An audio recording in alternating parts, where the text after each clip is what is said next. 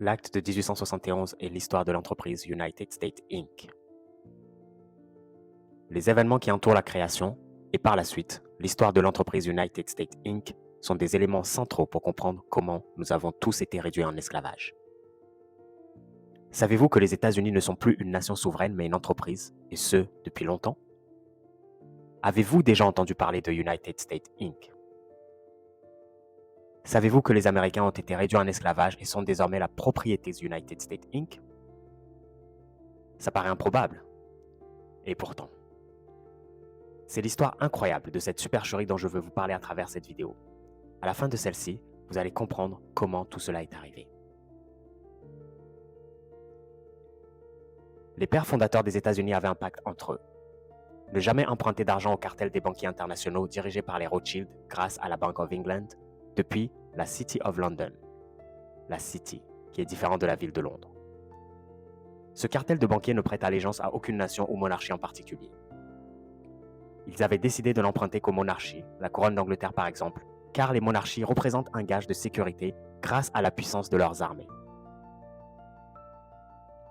Pendant la guerre de sécession ou guerre civile américaine, entre 1861 et 1865, les États-Unis sont divisés en deux camps. Au nord, l'Union, dirigée par Abraham Lincoln, et au sud, les Confédérés, dirigés par Jefferson Davis.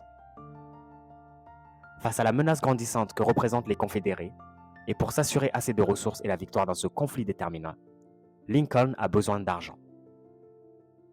Le cartel des banquiers le sait, car il finance déjà le camp d'en face, celui des Confédérés. Leur but est de mettre le grappin sur les États-Unis grâce au financement des deux camps dans cette guerre.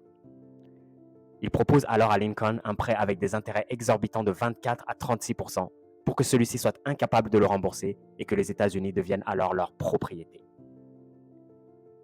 Lincoln refuse et au lieu de cela va demander l'aide du tsar Alexandre II de Russie.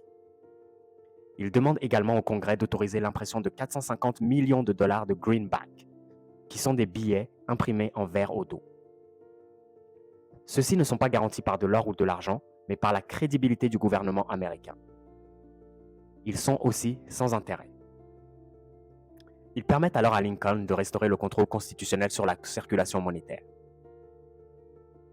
Entre-temps, le tsar Alexandre II de Russie accepte la demande d'aide de Lincoln et envoie deux flottes, une à New York et l'autre à San Francisco.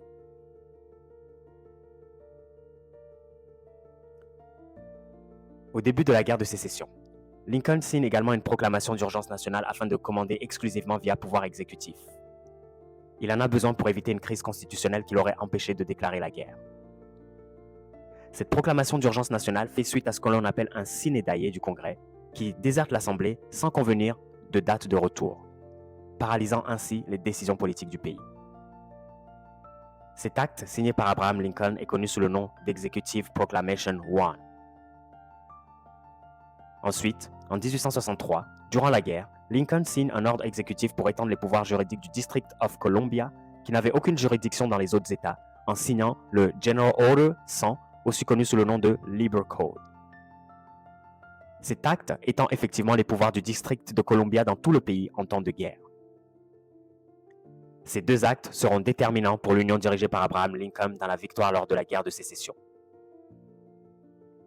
Pour s'être opposé avec succès au cartel des banquiers, Lincoln sera assassiné de sang-froid par John Wilkes Booth le 14 avril 1865. La maison Rothschild se rend alors compte que les gouvernements souverains qui impriment de la monnaie papier sans intérêt et sans dette risquent fortement de briser l'hégémonie de son pouvoir bancaire. À la suite du décès d'Abraham Lincoln, les Rothschild reprennent leur tentative de contrôle des États-Unis, en changeant cette fois-ci de stratégie. Ils choisissent l'infiltration du gouvernement américain plutôt que l'invasion, en utilisant leur méthode préférée, la tromperie. Quelques années après la fin de la guerre de sécession, le Congrès américain passe une loi connue sous le nom de The Act, ou Acte de 1871. Cette loi de réorganisation, qui à l'origine vise à fournir un gouvernement municipal pour le District de Columbia, étend les pouvoirs de l'acte à l'ensemble des États-Unis grâce au Lieber Code qui est toujours en vigueur. Cependant, ce gouvernement est différent. Il est structuré comme étant une entreprise détenue par des capitaux étrangers et se nomme United States, tout en majuscules. L'entreprise United States adopte une nouvelle constitution, gardant le même nom que la constitution d'origine, en changeant simplement un mot dans le titre. Le mot Constitution pour les États-Unis est changé en Constitution des États-Unis. Constitution for the United States devient Constitution of the United States. Ce subtil changement fait de cette nouvelle constitution la propriété de l'entreprise United States, tout en majuscule, et non la propriété du peuple, comme c'est le cas avec la constitution de la République d'origine.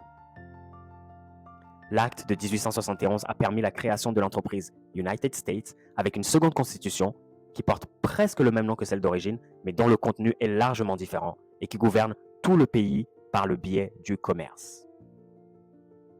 L'amendment Title of Nobility est par exemple retiré de cette nouvelle constitution. Cette distinction a été reconnue dans de nombreux cas juridiques, notamment devant la Cour suprême des États-Unis.